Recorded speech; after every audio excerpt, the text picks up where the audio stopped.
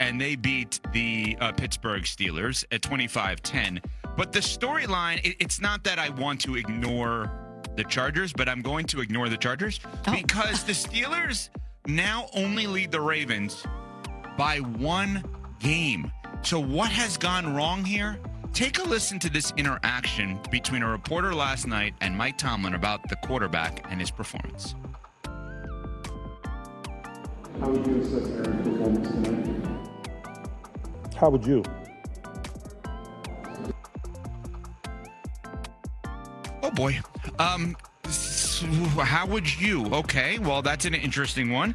Aaron Rodgers, 16 of 31, 161, touchdown, 2 interceptions. Cece, let's pretend you were the reporter. How would you assess Aaron Rodgers' performance last night? Well, he wasn't good. Aaron Rodgers was put under a lot of pressure by that Chargers front. They were physical, they were fast, they were getting after him, and the best thing about it is in the 4-man rush, they were all tied together, which you have to be against a quarterback as good as Aaron Rodgers. But maybe the most impressive thing is that Jesse Minter and that Chargers group were committed to not bring extra guys in the pass rush. They didn't blitz Aaron Rodgers once. And when you have a quarterback as surgical as Rodgers, you can't give him any freebies by allowing him to know where he wants to go with football pre-snap, by being able to tip your hand when it comes to being able to bring 5, 6, 7 rushers. So I thought that was a little wrinkle within the Chargers game plan that gave them an opportunity to put the clamps on that Pittsburgh Steelers offense. Aaron Rodgers was pressured 8 times, he was hit 5 times, and he was 0 of 5 with a pick on throws of 15 yards or more downfield. Ooh. That is lights out when it comes to pass defense. So credit to the Chargers defensive front for being able to set the tone, and credit to Jesse Minter and Jim Harbaugh for having a hell of a game plan. But yeah, Aaron Rodgers did not cover himself in glory last night.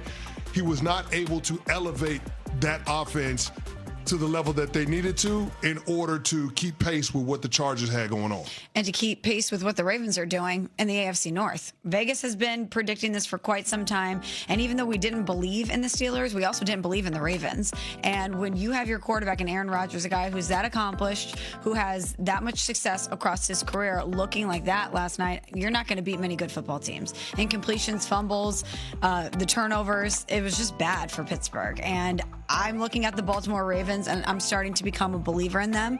I know that earlier in the season with Lamar, they weren't great, but they're becoming healthier. Lamar obviously is such a difference maker for them out on the football field. And if you're Mike Tomlin and that presser last night, did you tell on yourself a little bit? Did you let the world know how much pressure you're feeling when you're looking at your team missing a huge opportunity to run away with this division? When you say pressure from whom? What do you mean pressure? What do you mean pressure? The organization, the fan base? Evan, they had a 3-game lead in the division less than a month ago. That's right. And now it's evaporated.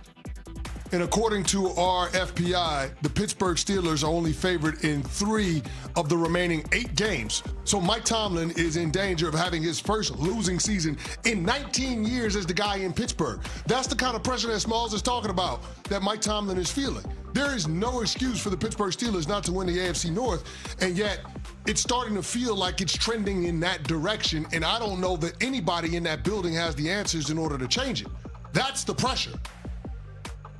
Aaron Rodgers post-game on his performance and his team potentially, let's be honest, blowing this lead in the AFC North.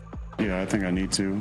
I expect to play great every single week, and this was not my best performance. I got to play better than this for us to win, whatever it takes. I got to make if it's better checks, if it's better throws, whatever it is, I got to play better. I will, but we got to bounce back. We got a division opponent next week. We're 5-4. We're ahead by a game in the division, and we got to play better on offense for sure. But this is part of the season. There's ebbs and flows, there's ups and downs, and can't ride the wave. I felt like our energy, and it starts with me, it wasn't as great on offense. I felt like we were just kind of struggling a little bit and couldn't get a play to get going. We always say we just get a first down, we usually score on that drive, and we had so many 3-and-outs, and we hurt ourselves with a couple penalties, and I didn't play very good at all. So I got to play better, but we also got to realize, listen, we got 4 division games left to play. It's a long season, and it's a good opponent, and we didn't play very good tonight. Guys, you know what's amazing? Aaron Rodgers' numbers this year. He has 18 touchdowns and 7 interceptions. On the surface, that feels like a pretty good touchdown-interception ratio.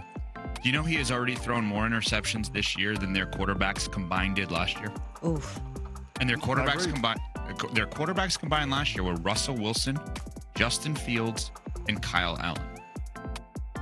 Not great. Think about that for a second. Think about the idea that their two quarterbacks that primarily they had last year, Russell Wilson, now he may have to start for the Giants after the unfortunate injury to Jackson Dart, but he was benched. Justin Fields didn't even throw for 100 yards yesterday in the Jets win over the Browns, but the owner of the team has basically said he can't throw the football. And Aaron Glenn, to his credit, is like, I don't care what he's saying. I'm going to try to win games this way. Those two guys were laughed at times this year. And statistically, they were better a year ago at times for the Steelers than Rodgers is this year. Well, you also have to wonder, as they're watching their lead in the division evaporate, if we'll see the warm, fuzzy feelings that we've had all season long between Aaron Rodgers and Mike Tomlin evaporate as well.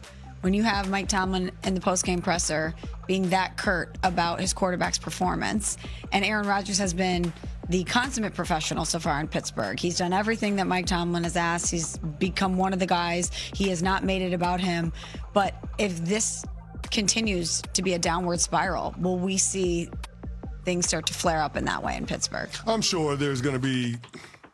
Mike Tomlin has never been one to bite his tongue, so I'm sure there's going to be more tension if things continue to go spiraling in Pittsburgh. But if you're Mike Tomlin, a part of the reason why you ditched the other two quarterbacks you had last year and you went with a guy like Aaron Rodgers is because you don't expect that he's going to make the mistakes that we saw in last night's game. The safety, the sack fumble in the end zone and the safety by Khalil Mack in the first quarter. What are you doing? Mm-hmm. That's the quarterback doing way too much. The interception that he threw to R.J. Mickens in the second quarter, that set up the first touchdown in the game. Before that, it was a baseball score. So like the 4th and 6 in the low red zone in the third quarter, yeah, it's a missed throw to DK Metcalf, but those are the types of plays that Aaron Rodgers routinely makes. And then the pick he had in the fourth quarter when you were going through the last gasp, again, those are uncharacteristic of a quarterback that is a future first ballot Hall of Famer. If you're Mike Tomlin, I get the frustration that you have toward the quarterback play that you saw, just because it's supposed to be significantly better than what you got last year, and it wasn't last night when you had to have it in a primetime game with the Baltimore Ravens starting to build momentum. We may end up being right about all of this from where we started this year, right? We said the Steelers could finish with their first losing record under Mike Tomlin, and this is how Rodgers goes out. I will also say, as a caveat to that, or as an add-on to that, how they will get there is not how I anticipated they would get there. Not with a huge lead, blowing a huge lead. I know, CC, you said just because a huge lead with this team recently doesn't actually matter. For me, this is not how I expected them to get there. But a great win by the Chargers last night. They've won 3 in a row. Problem is the team ahead of them, the Denver Broncos, have won 7 in a row. All right, coming up, we will go through every game on Sunday. We'll give you one line on each of them after CC, the birthday guy. Với tiếp tục với chiếc khăn màu xanh ngọc nhé.